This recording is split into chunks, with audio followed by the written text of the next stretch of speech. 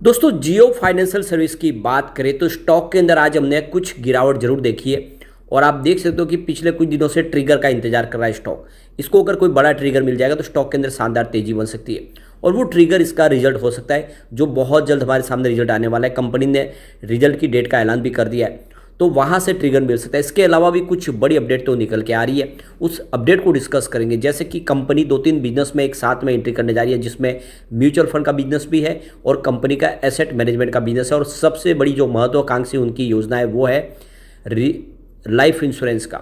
ये इंश्योरेंस का जो बिजनेस है, जनरल इंश्योरेंस हो या फिर लाइफ इंश्योरेंस हो, हेल्थ इंश्योरेंस हो, ये इंश्योरेंस का सेगमेंट इनके लिए गेम चेंजर साबित हो सकता है। तो यहाँ पे कुछ अपडेट है जिसको समझेंगे इस वीडियो के माध्यम से, और क्या हमें इस समय इस गिरावट का फायदा उठा के जियो फाइनेंशियल सर्विस में इन्वेस्टमेंट कर लेना चाहिए लॉन्ग टर्म का नजरिया लेके, क्योंकि स्टॉक बहुत कम प्राइस में इस समय मिल रहा है। इसका मार्केट कैप देखें उस हिसाब से इसकी प्राइस मैच नहीं हो रही है। क्या करना चाहिए हमें?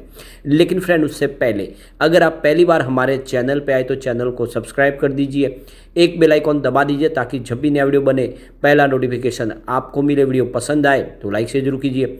चलो फ्रेंड्स वीडियो स्टार्ट करते हैं। मैं हूँ आपका दोस्त एस.बी. दवे और हमारे अपने चैनल ऑनलाइन कमाई में आपका बहुत बहुत स्वागत है। तो सबसे पहले अगर हम BSE सेंसेक्स की बात करें तो देख सकते हो कि आज 66,282 के स्तर पे क्लोजिंग थी, जहाँ पे 125 पॉइंट की गिरावट देखने को मिली, यानी 0.19% की गिरावट थी आज BSE सेंसेक्स में। पिछले 2 दिन से बाजार में गिरावट बन रही है, लेकिन इस गिरावट के बीच में एक बड़ी गुड न्यूज़ निकल कर आई है, और वो गुड न्यूज़ ये है कि आज FI ने बाजार में फिर से खरीदारी की है।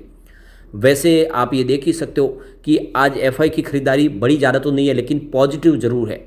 और ये इस महीने का दूसरा दिन है जब हमने देखा कि आज FI ने बाजार में खरीदारी की। तो आज देख सकते हो FI ने 10,317 करोड़ का नया इन्वेस्टमेंट किया, सामने उन्होंने 10,000 करोड़ के शेयर बेचे। इस तरह से उनका जो खरीदारी का आंकड़ा निकल के आ रहा है वो 317 करोड़ पॉजिटिव है। तो ये दूसरा दिन है। इससे पहले 9 अक्टूबर को भी कंपनी में देखें तो FI की तरफ से 772 करोड़ के माल खरीदा गया था। वैसे इस महीने में उन्होंने करीब 10,612 करोड़ का माल बेचा है। फिलहाल वो बिकवाल बने हुए, लगातार बिकवाली करे। कल भी 1800 करोड़ का माल बेचा था, लेकिन अच्छा ये बात है कि आज उनकी जो बिकवाली है उससे ज़्यादा खरीदारी तेज बनी और उस वजह से आज पॉजिटिव आंकड़ा बना। लेकिन सामने DI ने बिकवाली कर दी, यानी ये लगातार निगेटिव माहौल बनता है। जब भी FI खरीदारी करते हो उस दिन देख सकते हो कि DI की तरफ से निगेटिव हो जाती है। ये बिल्कुल आप सिनेरियो देख सकते हो। इससे पहले 9 अक्टूबर को जब FI ने बाजार में खरीदारी की उस दिन भी देख दो कि DI ने 486 करोड़ का माल बेचा था। आज ये दूसरा दिन है। आज देखो DI ने 7,660 करोड़ का नया इन्वेस्टमेंट किया, लेकिन सामने 7,763 करोड़ की बिकवाली कर दी। तो उनका जो बिकवाली का आंकड़ा निकल के आया वो 102 करोड़ का है। आज उन्होंने 102 करोड़ का माल बेचा है। तो जिस दिन FI बाजार में खरीदारी करते हैं उस दिन DI की तरफ से बिकवाली होती है, और इसी वजह से आज बाजार में बड़ी तेजी बन नहीं पाई, क्योंकि दोनों का साथ एक जैसा नहीं मिला। वैसे इस महीने में इन्होंने 8,372 करोड़ का नया खरीदारी की है। अब इंटरनेशनल मार्केट भी खुल चुका है और वहाँ से सिग्नल काफ़ी शानदार निकल के आ रहे हैं। डाउ जोन की बात करें तो 33,930 के स्तर पे 0.89% की शानदार तेजी देखने को मिल रही है, यानी काफ़ी गुलजार है आज डाउ जोन। S&P 500 की बात करें तो 4,375 के स्तर पे 0.59% की शानदार तेजी है। नेस्डेक कॉम्पोजिट की बात करें तो 13,594 के स्तर पे 0.15% की मामूली सी तेजी है। रजल 2000 इंडेक्स की बात करें तो 1,736 के स्तर पे 0.10% की तेजी है। तो सभी इंडेक्स ग्रीन है, और देख लो कि डाउ जोन में तो ज़बरदस्त तेजी है। और ये रुझान अगर बना रहा आगे तक तो हो सकता है कि हमारे बाजार में कल शानदार ओपनिंग हो।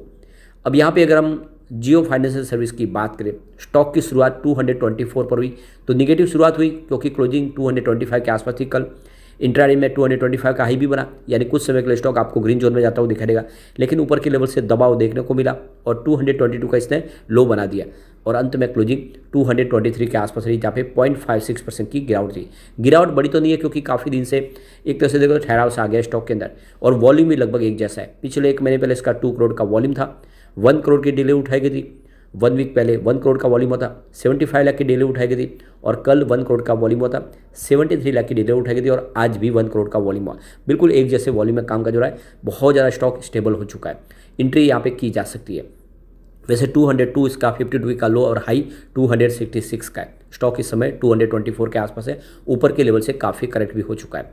अब यहाँ पे जो बड़ी अपडेट निकल के आ रही है, मुकेश अंबानी की कंपनी जियो फाइनेंशियल सर्विस और नितिन कामत की कंपनी ज़ेरोदा, जो देख दो कि ब्रोकरेज फर्म है बहुत बड़ी, अब दोनों ये देख दो कि म्यूचुअल फंड के बिजनेस में एंट्री करने जा रहे हैं।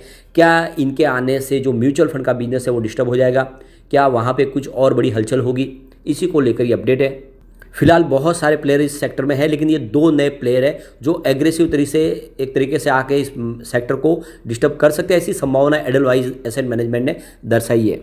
तो एडलवाइज के चीफ एग्जीक्यूटिव ऑफिसर और मैनेजिंग डायरेक्टर देख सकते हो कि राधिका गुप्ता का कहना है कि आने वाले समय में ये दो जो बड़े प्लेयर है यह म्यूचुअल फंड के बिजनेस में कुछ बड़ी हलचल पैदा कर सकते हैं। तो देख सकते हो कि आने वाले समय कंपटीशन और ज़्यादा टफ हो सकता है म्यूचुअल फंड के बिजनेस में भी।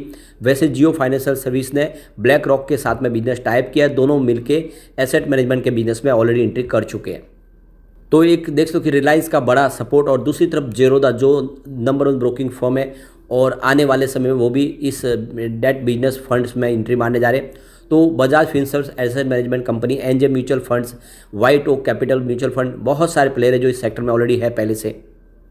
कम से कम 40 से ज़्यादा फर्म्स है इस सेक्टर में, लेकिन अगर ये अट्रैक्टिव ऑफर पेश करते तो आने वाले समय इनकी तरफ कस्टमर बेस का इजाफा हो सकता है। वैसे यहाँ पे अपॉर्चुनिटी तो सबके लिए है, लेकिन कौन सबसे शानदार ऑफर लेकर आएगा उसके ऊपर डिपेंड करता है कि वो कस्टमर बेस कितना अपनी तरफ ले सकता है।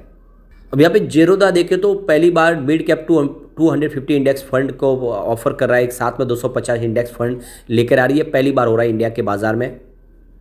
ऑलरेडी एडलवाइज भी देखें तो इस सेक्टर में तेज़ी से आगे बढ़ रहे हैं और पहले से वो इस सेक्टर में मजबूत खिलाड़ी की तरह खड़े हैं। तो क्या आने वाले समय में ज़ेरोदा और जियो फाइनेंशियल सर्विस बड़ी हलचल पैदा कर सकते हैं? क्या मार्केट को डिस्टर्ब कर सकते हैं? यह आने वाला समय बताएगा। लेकिन जो रणनीति है जियो फाइनेंशियल सर्विस की वो एग्रेसिव रणनीति है और हमने ऑलरेडी देखा जियो बिजनेस में जब रिलायंस जियो ने एंट्री की तो वोडाफोन आइडिया को सरेंडर करना पड़ा और वो पूरी तरह से इस मार्केट से पिछड़ गए। क्या ऐसा ही इस सेक्टर में भी होगा? साथ में कंपनी बहुत जल्द लाइफ इंश्योरेंस के बिजनेस में भी अपनी रणनीति के साथ आगे बढ़ने की कोशिश कर रहे। तो ये एक तरह से देखें तो इन्वेस्टर के लिए मौका अच्छा है डिप में खरीदारी का। स्टॉक की प्राइस बिल्कुल अभी बढ़ी नहीं है, आप ये देख ही सकते हो। इसका जो मार्केट कैप है वो 1.5 लाख करोड़ के आसपास का मार्केट कैप है और प्राइस 200 रुपये के आसपास है शेयर की।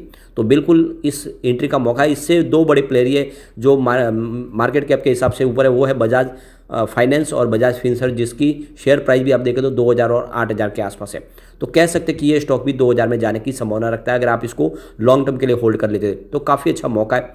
अब यहाँ पे शॉर्ट टर्म में इन्वेस्टमेंट का तो फिलहाल चांस नहीं बन रहा है क्योंकि प्राइस इतनी बढ़ नहीं रही है और बाजार में भी अभी समय माहौल निगेटिव बना हुआ। सिर्फ आप लॉन्ग टर्म इन्वेस्टर तभी खरीदारी के बारे में सोचें, शॉर्ट टर्म इन्वेस्ट के लिए ये स्टॉक आपको अवॉइड करना चाहिए इस समय। एक बार इसके पिवट लेवल को चेक कर लेते हैं तो यहाँ से अगर गिरावट होती है तो 221 का फर्स्ट सपोर्ट है, ये टूटा तो स्टॉक आपको 217 तक जाता हुआ दिखाई दे सकता है और यहाँ पर भी अगर नहीं रुका तो फिर 210 तक भी जा सकता है। बड़ी गिरावट हो तो फिर स्टॉक 210 तक आएगा। वैसे इसने 202 का लो बनाया पिछले दिनों, पॉजिटिव माहौल बना तो 231 का फर्स्ट रेजिस्टेंस है, इसको पार कर ले तो आपको स्टॉक सीधा 237 तक जाता हुआ दिखाई देगा और वहाँ तक पहुँच गया तो फिर जो थर्ड रेजिस्टेंस है वो 241 का है, यानी पॉजिटिव माहौल बना तो फिर से 240 को पार कर सकता है।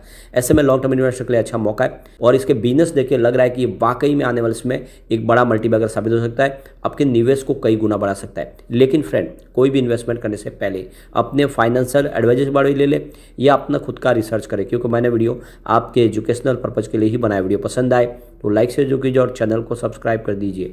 Thank you friend.